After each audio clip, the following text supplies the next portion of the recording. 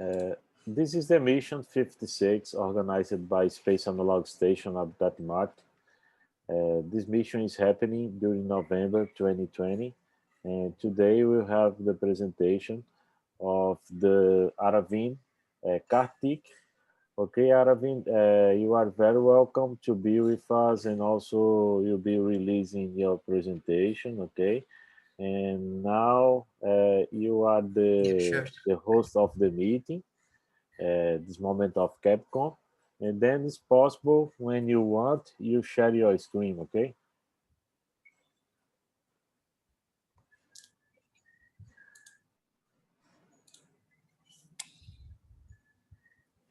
So, greeting fellow Martians, future Martians, and all the space enthusiasts out there. So, I'm Aravind Karthik, a student of aeronautics from Manipal Institute of Technology.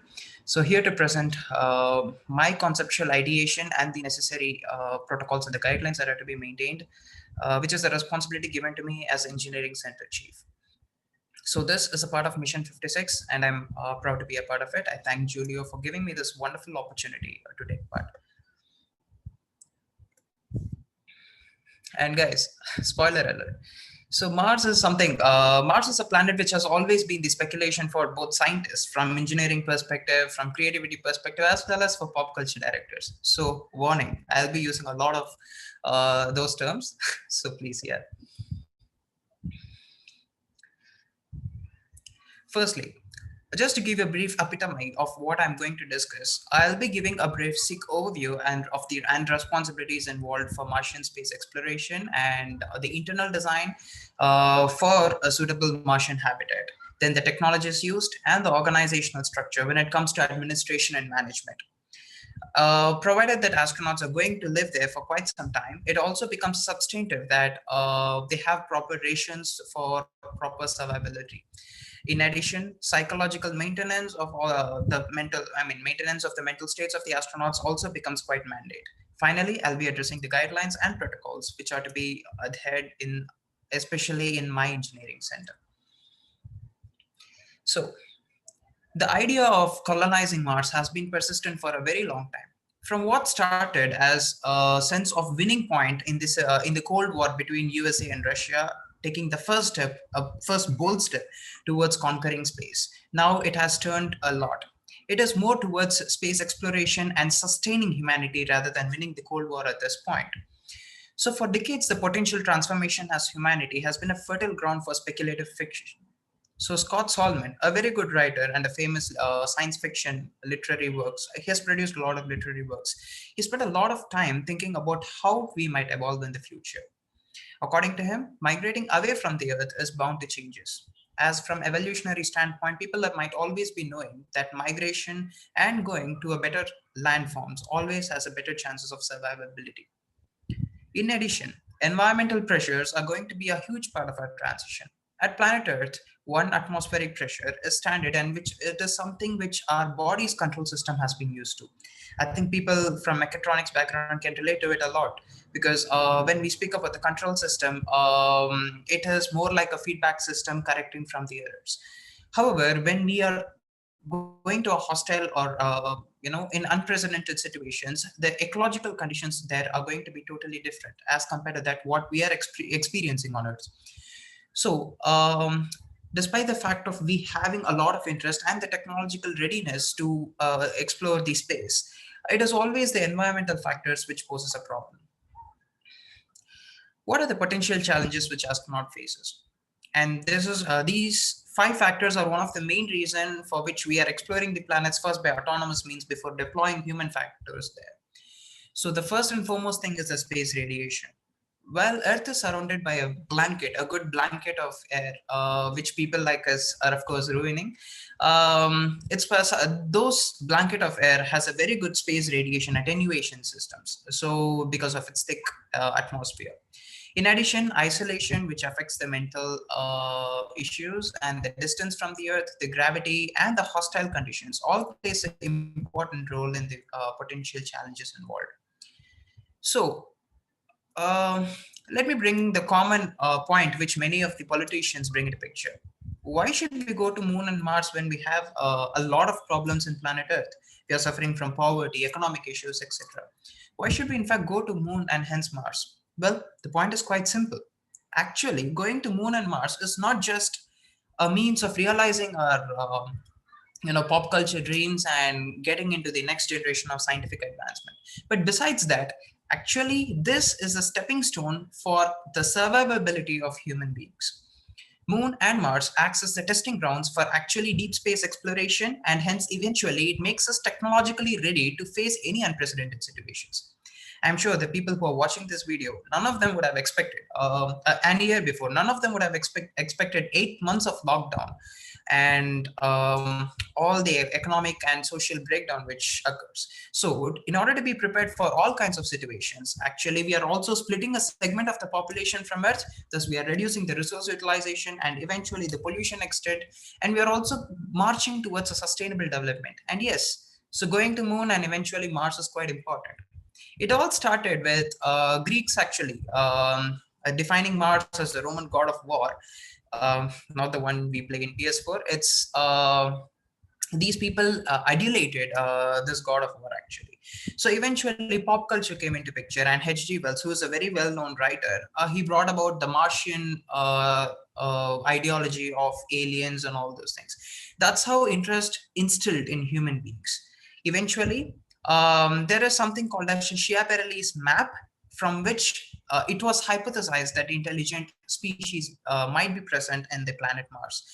However, our technology advanced to such an extent that we sent, excuse me, just a minute.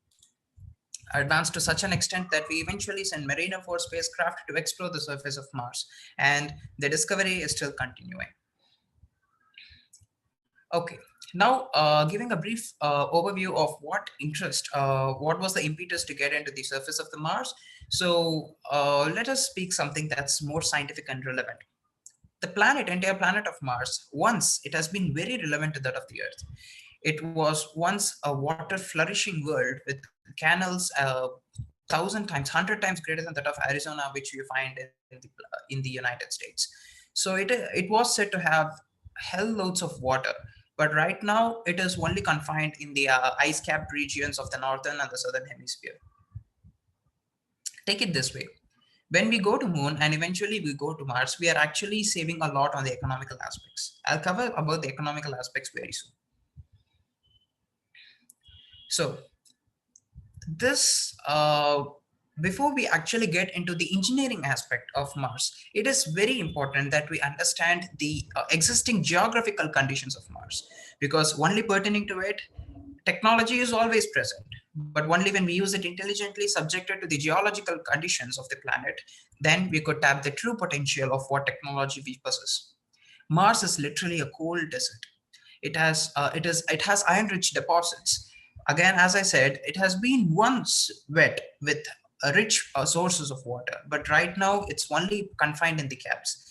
And speaking about the atmosphere of Mars, it's quite unstable, we could rather say.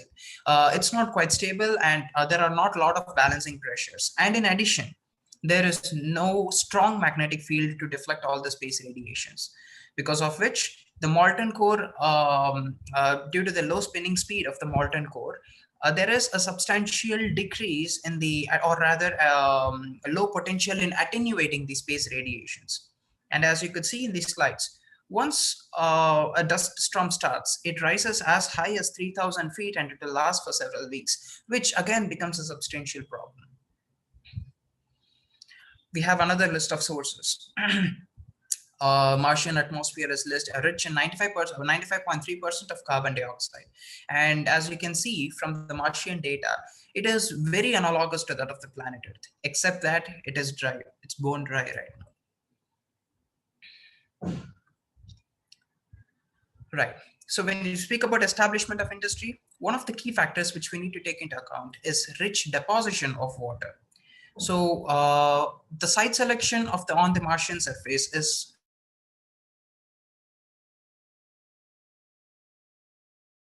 two hemispheres, just like how we do on Earth, the northern hemisphere and the southern hemisphere.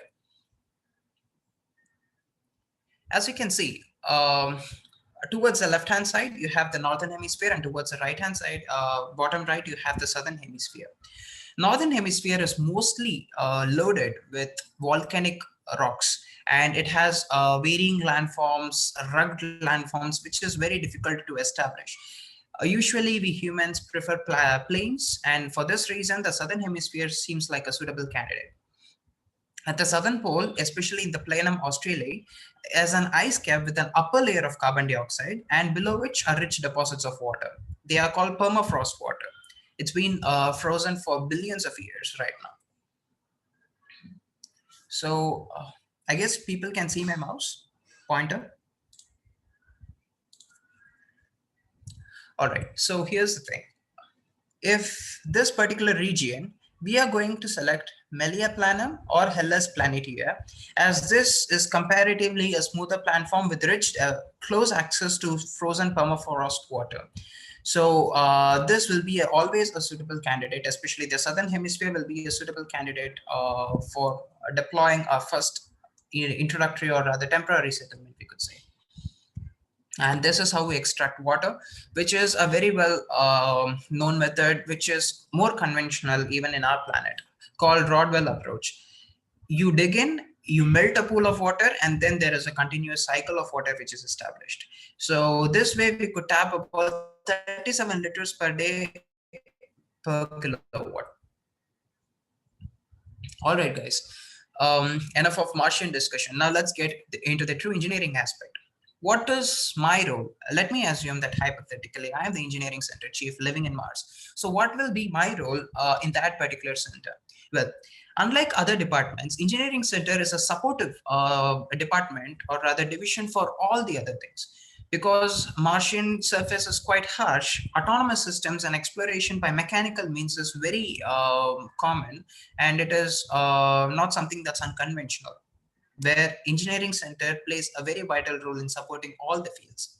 So my role will be to maintain and repair the entire station, and then repair of the engineering equipments across the habitat, be it something related to medical, be it something related to the power station, or be something related to my own governance systems, such as rover exploration systems or swarm drone technology, anything for that particular matter. So we also should ensure that we should not be a monarchical person. So when it comes to education and space exploration, everyone in the crew must be well educated to understand and comprehend the situation and act accordingly. So our role will be to ensure up-to-date training of all the crew members, irrespective of whatever departments they belong to. And my primary role, since there is no standalone communication module, according to the proposed research by Ashrato, there isn't any standalone communication module. It also becomes important that we take up that role of communicating with the base back to the Earth and regular updates.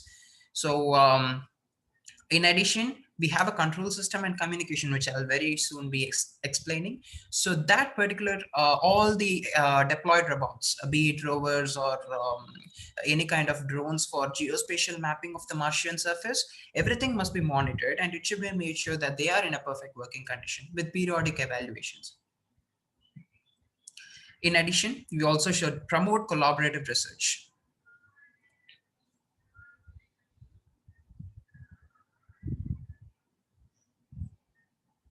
So here is the internal design. Unlike the conventional means of drone doomed deployed expand, which is suggested by Yash Rathod, I suppose, which is actually 8 meters in dia, and it is deployed by these standard rockets. My design is quite more on a sustainable side and rather more efficient in terms of payload. So this is my proposed research design. So this, as you can see, my design is very sophisticated yet simplistic design. Sophisticated in terms of technology utilization, but simplistic in terms of construction and building, with ease of construction and also economy. My design accommodates all the necessary features which is required to sustain the entire habitat and support in terms of the engineering perspective. Standalone, supportive power systems were using vertical axis wind turbine.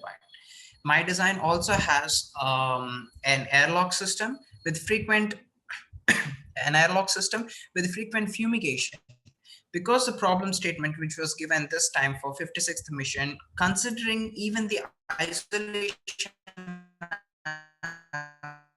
aspects of the astronauts, especially during this pandemic situation, right? You have a garage. All the it more acts like a warehouse for storage of all the properly functioning. This is the key bit: properly functioning rovers or all the mechanical exploration, you could say exploration vehicles, we could rather put it. So in my design, it's got a cascading base with 8 meters of diameter, which is easily suitable in Falcon 9 heavy rockets, and it's split into 3 floors, each of 2.87 feet of clearance, which is the first floor, second floor, and the third floor. Each floor is not mixed up, but it has its own specific functionality. And the first floor is meant for training purposes as well as for garage and maintenance, repair and maintenance purposes. The second floor will be more on the administrative and the research side. As you can see over here, the second floor deals with the or mechanical dormitory as well as the entertainment gym complex and all the facilities which are necessary for psychological balance of astronauts will be present over there. Not to forget the food, kitchen, pantry, etc. Food is quite important for psychology, right? Yeah. So here's speak about building a proper habitat which could sustain all the features. It is necessary that we take these parameters into consideration and lay the foundation based on these. So the entire building, it should not be just yet another inflatable or ice house built in Mars without any consideration taken for technological readiness. It should be properly maintainable, and it should be easily constructed. At the same time, the time for construction and the cost for construction must be substantially low. When we speak about economics, especially for traveling from thousands of kilometers from Earth to Mars, the cost becomes a very important role. Especially the deployment aspect as well as the material availability must be quite easy. When you speak about material availability, it is always better to take in situ materials and use it for further construction. As you might have seen in my design, so what exactly is the reason for this? So from aerospace engineering perspective, reading fluid mechanics and all those aspects, I could say that whenever, even from construction perspective, a broader base always gives a better stability. It is true. Yes, I agree that the molten core of Mars is very slowly spinning or almost to stop spinning, which doesn't give rise to any quakes, etc. Unlike on planet Earth, you guys might have known the entire planet is split into several crusts called tectonic plates, several pieces of crust called tectonic plates, and it is especially at the periphery of those tectonic plates where earthquakes and all the natural calamities is more prone because of either pushing of two tectonic plates towards or sliding one under the other. It is because of these disturbances usually quakes arise. Mars is not split into any of those tectonic plates. As far as our scientific understanding about the planet Mars so far, it's not split into tectonic plates. So the possibility of Martian quakes is very less, but yet there are dust storms which have very high speeds, and in those cases, if we have a broader base with a converging top, because of stability concern, it will still adhere to the ground. And we should also maintain that center of gravity lies fairly low so that there will be better stability in addition to the broader base. I've seen quite a few references, and these were the concepts of houses which were brought about by previous analog astronauts. One was brought up by Josh Purewal, if I'm not wrong, in Mission 44, and the other one was suggested by Prajal Matre. So both of them suggested a globe kind of structure with ice, which is used for radiation attenuation systems. But personally, what I feel is we are going to Mars not to just explore. We are going to Mars to sustain, and we are going to Mars. So aesthetic features also comes into picture. Rather than building bunkers under the ground or encapsulating it with ice with no visualization, you can't get a true feel. It's just like we guys staying in house during the COVID-19 pandemic. So in my design, I made it very sure that ambience is something which is very important. At the same time, there is no compromise with the health of the astronauts pertaining to radiation. So yes, building designs must adapt to withstand the pressure shocks. I am also planning to reduce the manufacturing energy as low as possible, so that with readily available materials, because whenever construction is made with readily available materials, the ease of manufacture will be very quick and efficient as well. So the proper candidature for out of all the materials which are available on the planet Mars, basalt fiber reinforced plastic composite is something which is incredibly well suited for material for our purposes. It's fairly transparent, and it is strong enough to make pressure vessels, tens, and even hundreds of meters of diameter. It's got easy payload transition, and because of which it can be manufactured in situ as well as at the outer region. So speaking about radiation attenuation, all we need is just 1.5 meters layer of water. So the water actually solves a dual purpose of cooling the entire structure at the same time, solves the purpose of HVAC systems, cooling for them, the thermodynamic principles which comes into picture immediately when we speak about the heat exchange. And finally, we also speak about incorporation of these, layer of water as C.E. Helwig.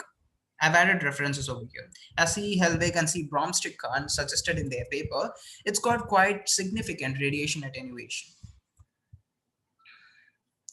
So this is flow 1. In flow 1, as I said, the flow 1, the first region is actually the manufacture division. The second region is the training department, and the third region is repair and maintenance division. We have fourth region, which is depressurized smart garage. What makes this garage smart? I'll come to it. So finally, we have central waste air access. Not everyone likes to climb, so we also added a redundant means of more like a luggage lift, which is added at the side of this structure. So the first region, we'll speak about, this is another representation. And as you can see over here, this is the lift which I'm talking about. It's just like the forklift which you find for usually in construction sites. It is the same structure, but a scaled down version, which transitions right from the base till the top, which can be used because the research and development region is actually present in floor 2. We might have to transport few scientific equipments, and it is just literally impossible to transport it via staircases. So this lift solves that purpose, and since there is a cavity which is made on all the floors, this lift plays a very important role. Repair and maintenance division.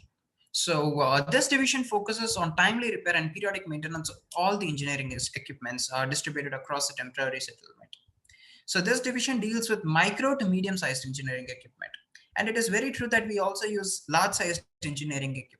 But when we speak about large-sized engineering equipment, as a future perspective, we are planning to have an outpost outside of the colony, and that will be used as a testing ground. Just like you fire up rocket engines, you need some testing place for it, right? So here also, whatever the engineering innovations which are being done and whatever maintenance divisions for macro-sized objects which is to be done, it will be done somewhere in the outpost, far from the existing colony. And how do people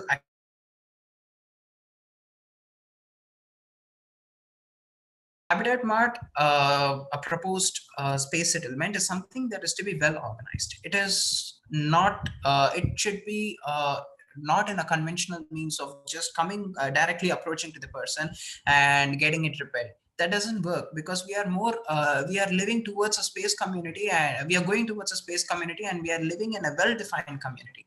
So for that purpose, all the problems, be it repairs or maintenance, will be put up in a through a web portal. Will be there will be a lodging of an issue or booking a ticket in regard to it, and periodically hierarchically as per the order of preferences, the goods will be, whatever engineering equipments will be repaired. So we also have to use minimal space, and because we don't have much space, 8 meters of diameter, we can't accommodate much. So heavy engineering equipment repairs and services will be done in the outskirts. So R&M division will incorporate two separations. One segment is for mechanical issues. Say for instance, there is some issue with the tire of the rover, the mesh tires which NASA is proposing. In that case, there will be one particular segment, because we don't want, electronic components are quite sensitive, dust is quite sensitive. So there will be a separation within the R&M division itself, and each people will be operating individually. Then we speak of the manufacturing division. For the entire settlement, and it also supports a 3D scanning application, just like 1 to 3D scan application which we have. Digital scans can be directly uploaded in the web portal, or it can be uploaded in the training center via the computer system for it to be stored in the local server. Upon people request, the data which is present in the local server can be accessed in literally any of the by any 3D printers scattered across the habitat, and it can be readily printed. But we also offer assistance. Say, for instance, there is actually already a product which is being printed in the health center, bioprosthetics for astronaut. There is overload, then the work distribution can also be split in this manufacturing division. And this is the truth, right? We don't have all the products in plastic, and plastic is not sustainable in all the environmental conditions. So for that reason, we also accommodate a laser sintering machine, which is metal 3D printing. And then we also have CNC machining, which is metal cutting machine. One is for subtractive manufacturing, and the other one is additive manufacturing systems. We also support that feature. So assembly and testing will be done at the testing outpost. Say we are coming up with a very innovative design, a radical design for space exploration and Martian terrain exploration. We are coming with some idea. Assembly won't be done in engineering center, but rather it will be done in technical testing outpost, which will be present far away from the colony. And speaking about the training center, as we already specified, one of the key principles of a collaborative mission is that all the astronauts must actually be equipped with the necessary skills to tackle any situation. So astronaut education always remains one of the key tasks. For this reason, there will be a training center in the first floor itself. In the ground floor. Yeah, so that will be between the R&M as well as the manufacture department, and there will be 4 systems, and there will also be periodic classes. There will be part-time classes as well as self-tutoring sessions with the digital preloaded sources and digital books in the computer. People could come there anytime. All they need is just permission from engineering chief in regard to it, and people could come there anytime and get their sources. However, there do exist restrictions as per the norms of the entire habitat, which I'll be discussing in the protocols section. And when we speak about the garage system, which I already specified, so you will have a lot of exploration vehicles. Yes, a space exploration vehicle SEV is a rather bulky design, and accommodating and parking all the vehicles in the garage and struggling later on to get one of the vehicle outside is quite challenging. I propose a vertical parking segment. It's not a 7 to 8 story parking. It's just a two-story parking, which can be fitted into the garage.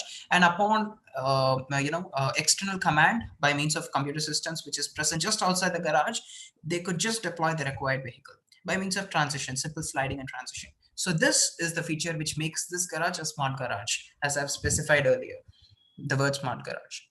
And airlock systems, this is just a pictorial depiction of how the airlock system looks. Well, not the chairs. This is the flow to plan. So when you speak about the flow to plan, it's more on the administrative side as well as the research and development side. So the first region is actually the server in the supercomputer room. as you guys, people from engineering background could more relate to it. Whenever you're solving some simulations using CFD or any other open source community softwares, it becomes very important that you need to equip yourself with very powerful computers.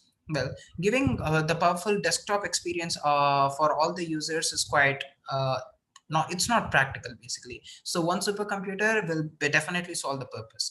And as I said, for hosting all the CAD files and also for hosting the websites, we need some kind of local server. A segment of the local server will be present in region 1. 2, no one can stop nature search, right? So 2, obviously restrooms will be present. And R&D alpha, the 4 is the lift region, and 5th region is the R&D beta, 6th is the broadcast center. For unless and until, because this is a temporary settlement, unless and until a community is actually established, wherein a particular entire division deals with all the communication aspects, we will continue to provide this broadcast center service. So what exactly is the broadcast center? Happenings within the habitat that should be shared among the public, so they could tune into a particular radio frequency, and this broadcast center, which is surrounded by sound absorption walls, will basically help in transmitting the news about the particular system or any other important announcements for that matter via this broadcast center. The 7th is the control and communication center, which is responsible for continual communication with the earth base. And finally, 8th is the boardroom for administrative purposes. What I'm also planning is for actually a swarm technology. So in the swarm technology, when it comes to mapping, using the old conventional means of using rovers for exploring the terrain of Mars is not so feasible. It is feasible, but it's very slow. So we might have to go towards drone technology. Well, drone technology is already being implemented by NASA people, and what I propose is a swarm technology. Swarm technology is basically autonomous groups of drones which interact with each other through IoT, and they make controlled decisions and explore, and they can be used for geospatial mapping. So there has been quite a lot of references, and one such reference is actually the publication regarding the swarm technology on November 20th, 2020. So it's a large area photogrammetry survey and spatially complex 3D modeling. So this way you could create high resolution 3D models covering large areas and rather in a very faster means. Floor 3, entertainment. After hell lots of work, pressure, etc., finally humans need a place to rest. They need some ambient space for relieving their daily stresses. So this region is completely ensuring ambience at its peak. So yeah, it's not just the features which make it, it's also the aesthetic appealing features which puts it above. Left 4 is kitchen, 5 is kitchen, 6 is filtration and HVAC chamber. I'll speak about it very soon. The 7 is dorm and the 8th one is restroom. We have provided 2 restrooms because considering the fact that astronauts are going to stay, 2 restrooms make sense. And finally, filtration and HVAC chamber. It's where one more pop culture reference. Yes. So many of you guys might have seen Apollo 13 movie, or at least they might have read about Apollo 13 a documentation, and that turned out to be a problematic mission because there were oxygen cylinder, the oxidizer tank just exploded, and they were suffering with filtration, proper filtration systems, because they were in the lunar module there was increasing level of carbon dioxide. So when filtration systems doesn't work, there is of course going to be a centralized filtration system for all the habitats, but when individual habitats sustain their own filtration system, it is more efficient, I feel. For that reason, there will be a separation region at the top floor, filtration chamber. Several technologies have been experimented recently, and one of out of all the research which I did, I personally found it to be more better. It is because of the simplistic use of easily available materials, at least in planet Earth it's easily available, and this can be used for potential filtration systems. So it's basically an absorbent tested with a coconut based granular activated carbon, so it's loaded with a piece of non-woven fabric.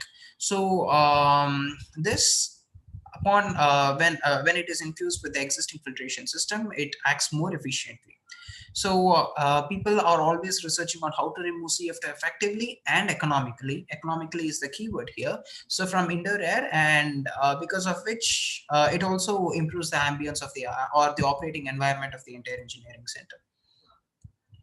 And when it comes to self-sustaining, we could never reject non-conventional sources of energy. So vertical axis wind turbine.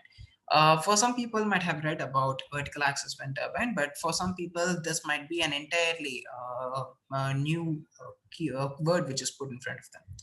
Many of you guys might be familiar with the concept of horizontal axis wind turbine, which rotates along the horizontal axis, okay, just like a fan, but rather on this way. You guys might have seen it. But vertical axis wind turbine is something which rotates along the central axis, the cylinder axis. Vertical axis wind turbine is not something that's new. In fact, before the English people actually ingested this technology into their daily living, one of the first wind turbine technology which was implemented was not horizontal axis, but in fact it was vertical axis wind turbines, but by ancient Mesopotamians. So it dates back, this technology dates back to that, but people never have invested much time in exploring this particular phenomena. Vertical axis wind turbine proves to be very efficient, especially Darius vertical axis wind turbine has about 30 to 40% of efficiency. So by means of this arrangement, what I'm doing is I'm not meeting the power needs of just my engineering center. So this could be rather taken as a suggestion for the power station chief who will be presenting very soon. The energy which is tapped from here will be connected to the common power grid, and to avoid any imbalances in the power distribution, the common power grid will be responsible for distribution of power throughout the entire habitat. Finally, enough of the technical side. Now we'll get into the administrative side. And you speak about the organizational structure. Because of the overwhelming complexity of this entire engineering center, it becomes important that all the putting forth ideas is obviously, it's good to listen, but proper management is ultimately what speaks. So there will be an engineering center chief, which in this case fictionally is me. So there will be an engineering center chief who will be dealing with all the aspects, and there will be habitat technician who will be the connection link between administrative end as well as from the technical end. So habitat technician will be dealing with those kinds of works. R&M technician, R&M stands for repair and maintenance, and they will be dealing with all the R&M issues. They'll be checking the websites regularly. They'll be addressing the issues, resolving the tickets, and getting everything repaired. R&D astronauts, research and development astronauts, they are going to be scholars who will be researching on pushing the boundaries of science by standing on the shoulders of giants. And next is manufacturing and workshop technicians. These people will be responsible for assembly, testing at the outpost. All those necessary purposes will be done. In addition, something which is not mentioned here regarding the teaching role, which is present in the ground floor, anyone can volunteer and anyone can take up the initiative. It is more on a weekly basis. A person volunteers on a weekly basis and he will be training or sharing his piece of knowledge. Accordingly, the classes will also be distributed. So for so many people staying in this particular habitat, what exactly is the requirement for rations? I just like to pull out information from Just Purewal from UK, who presented in Mission 44. And she suggested, according to food security standards, on an average, the food requirement per astronaut is about 0.86 kg, and the water consumption is about 2.5 liters per day. So the 2.5 liters per day, yeah, it's quite minimalistic. But when we are actually when we are sustaining all the resources and we are going to live a sustainable life, then in those cases, a rotation of the water sources, despite the water which we get from the glacier, that's quite important. When I speak about economics of this particular implementation, it becomes very clear. Yeah, what exactly is living a Martian life?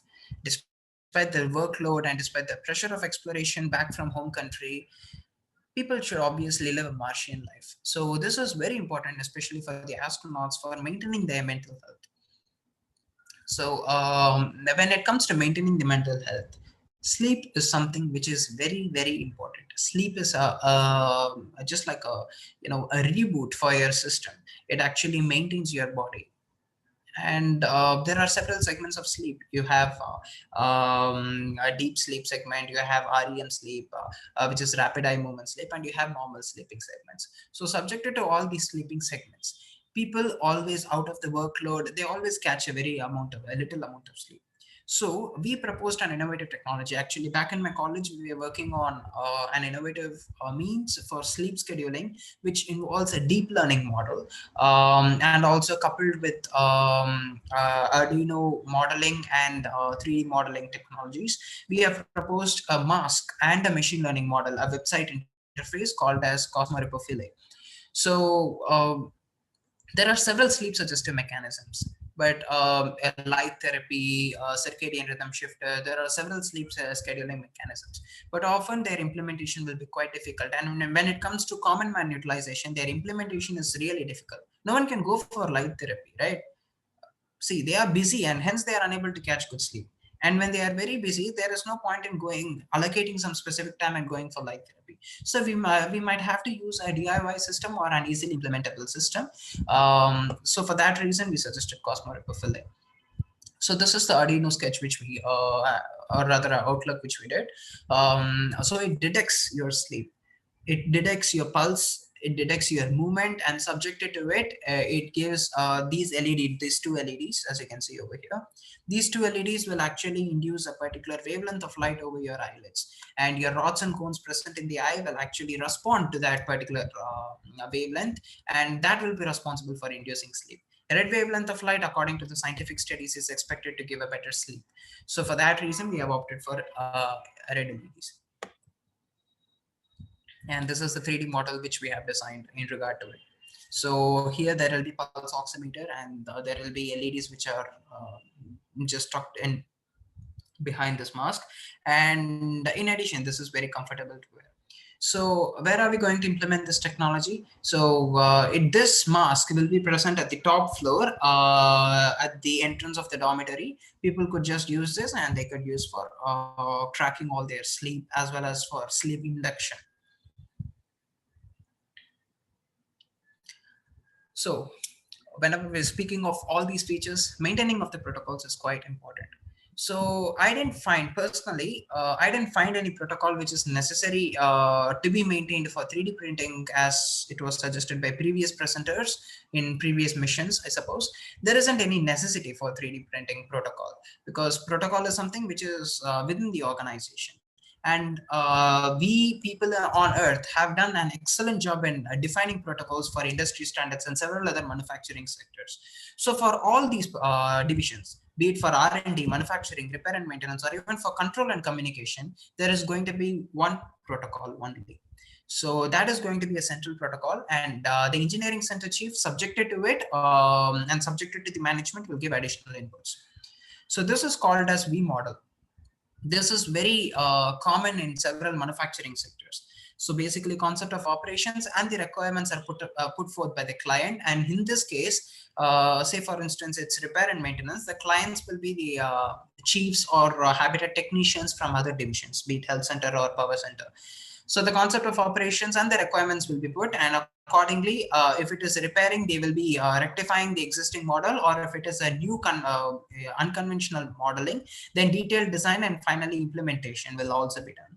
So it goes from left to right, and then it is more like a feedback system, verification and validation. And if there are any issues, then it will be back to square one, and it will be rectifying those particular things.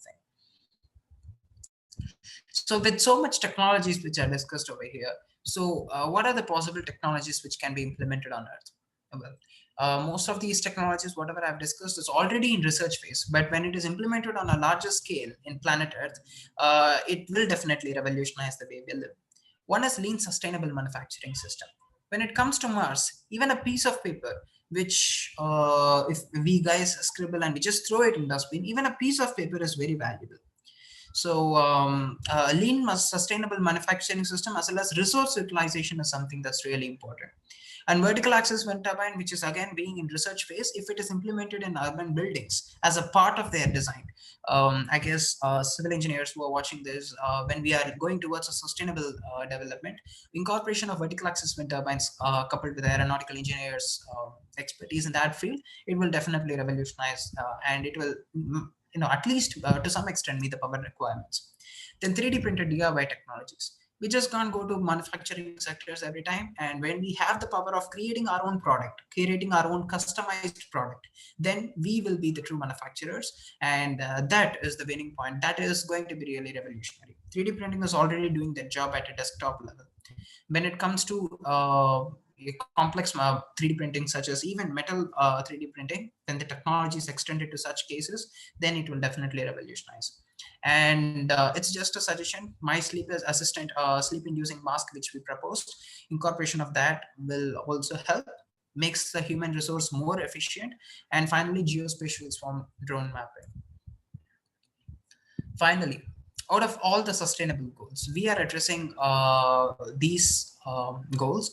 The first one is quality education, and the second one is affordable and clean energy, which association with power station, this can be achieved, and industry innovation and infrastructure. This is very common in NASA. NASA always sets some goals, and it will push the technologies to such extent. It is not like to whatever technology which we possess, we define missions. So NASA is always optimistic and sanguine about it. So industry innovation and infrastructure is something that's important. We push the boundaries of science by setting some goals, end goals. So that's important. Sustainable cities and communities is, in fact, the entire presentation is about it, our habitat. And responsible consumption, lean resource without any wastage, climate action, and finally partnership for the goals. This is not something which, as I already specified, it's not a Cold War winning point for Cold War between USA and Russia. It's rather a global collaborative measure to sustain humanity. And for that reason, all the space agencies and people participation is necessary. And there, 17 is check. Finally, guys, economic study. See, a $4 of shampoo, which we guys can get on Earth, when it is transported to Mars, just guess, guys, what will be the cost of that particular thing? It will be more than the cost of the brick, which are gold brick, which I've specified here.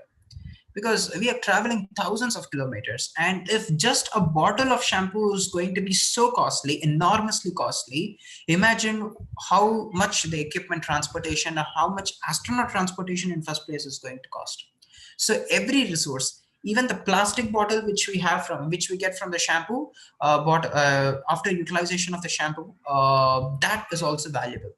So that can be used for the filament purposes. So what we have to do is, every resource must be properly managed, and it should be reused, reutilized in a better manner. So this way, eventually Martian habitat can self-sustain.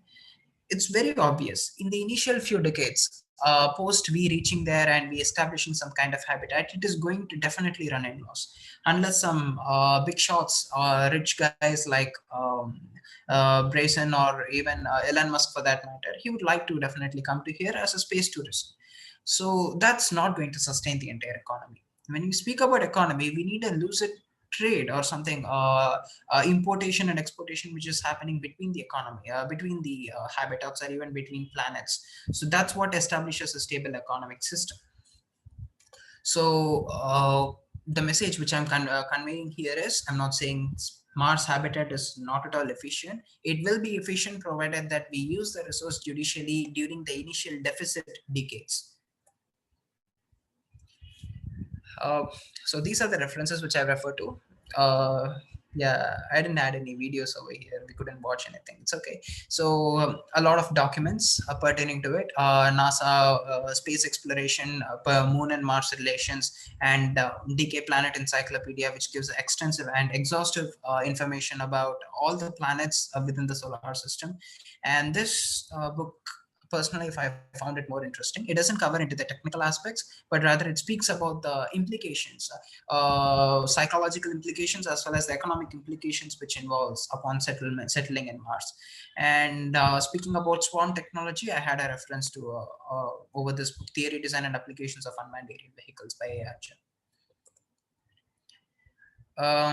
Thank you. Thanks a lot. I know it's been an exhaustive session, but yes, here's my details. If you guys have any queries, or if you guys wish to have any collaboration in regard to it, I'm very happy to clarify your doubts or collaborate with you guys. You guys could connect with me via LinkedIn.